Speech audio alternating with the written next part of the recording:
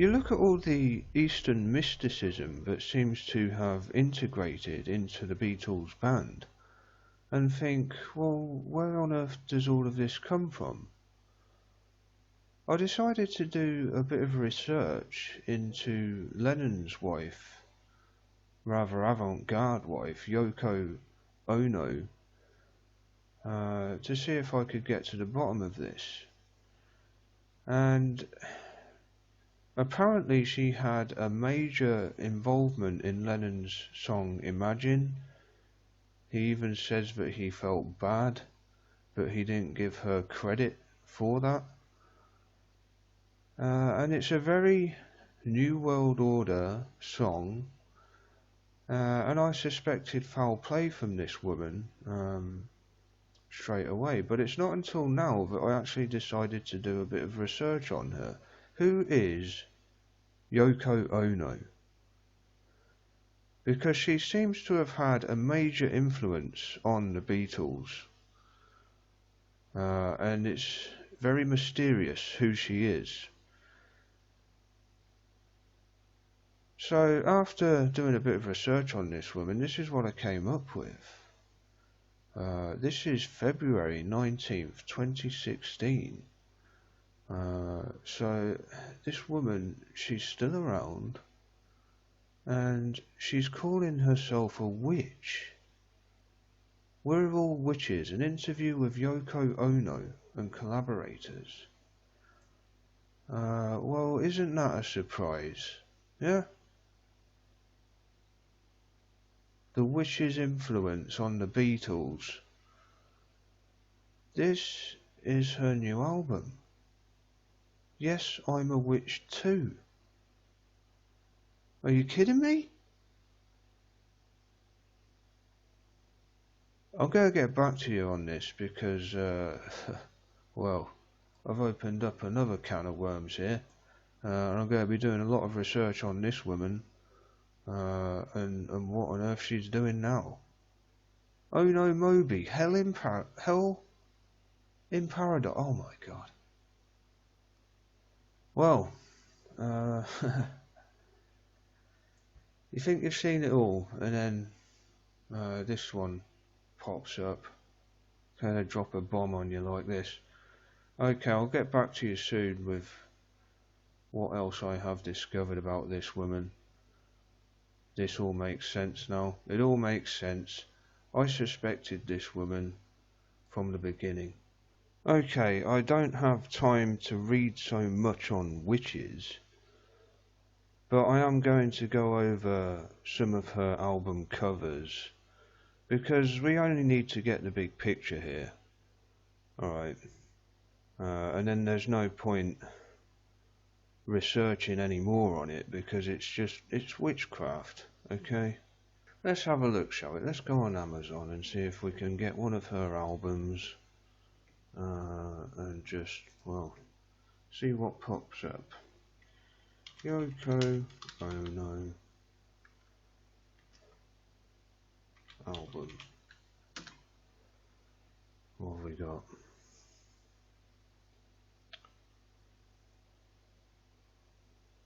Approximately Infinite Universe. Right. Let's try and find the witch one. Here we are. Yes, I'm a Witch Too. Well, the article was not false. You can buy Yoko Ono's new album, Yes, I'm a Witch Too, on Amazon, although I don't recommend it. Apparently in 2007 she produced an album called Yes, I'm a Witch, and this is the follow-up to that, Yes, I'm a Witch Too. So let's try and find Yes, I'm a Witch by Yoko Ono. Yoko Ono, Yes, I'm a Witch. Popped up already, look. Oh yeah, here we go. Wow. Wow. Yes, I'm a witch. Oh yeah. So it is, 2007. That's on Amazon as well. Once again, this is the, well, she was the wife of John Lennon until he died in 1980. And she had a huge involvement in his music. And, well, look at this. She's telling you she's a witch. Okay. Still think I'm crazy?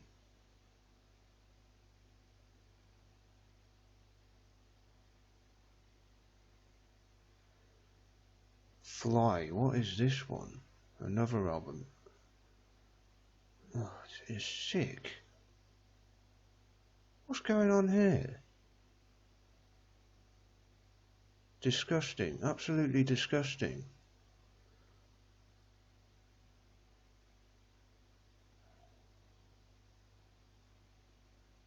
This is Yoko Ono. Alright.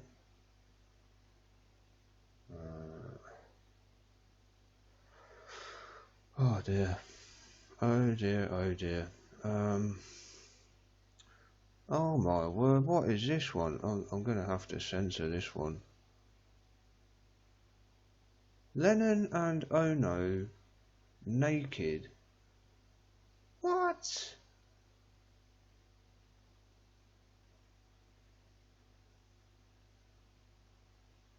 Wow.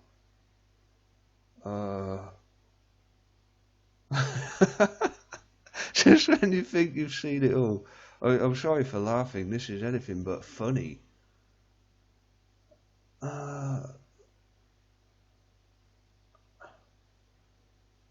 Right. Yeah, very strange indeed. It just gets more and more bizarre, doesn't it? Okay. Look at how far back all of this witchcraft and Satanism goes. Okay. We can trace it back to the Beatles, but we can trace it back a heck of a lot further than that. Okay. Ancient Sumeria, the Babylonians as well, and this Ishtar worship. Okay.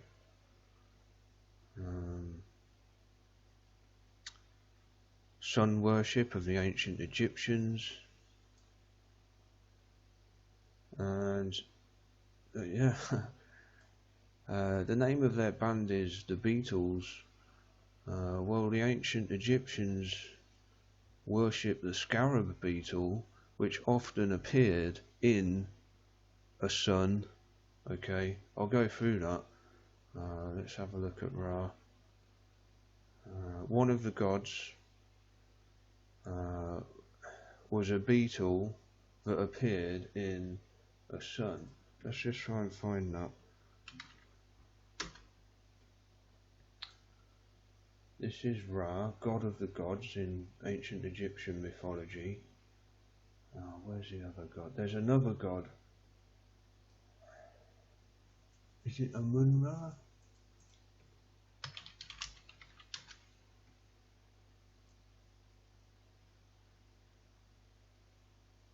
Ah, I don't know. I'd have to check that out for you. But yeah, the Beatles, Scarab Beetles, and there is sun worship in their music on some of their albums. On the cover of their Dutch album, you've got the show logo in the background. Yeah, here we go. Scarab Beetle,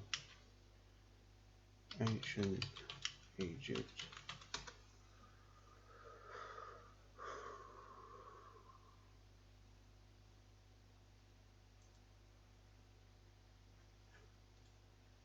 Come on, where are you? Where are you?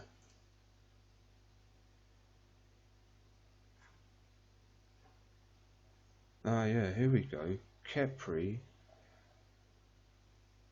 god of the rising sun. The Scarab Beetle was on his head like this. Where is the one? You got the Scarab Beetle on the sun. It might even be Horus, actually. Let me check. Is it Horus?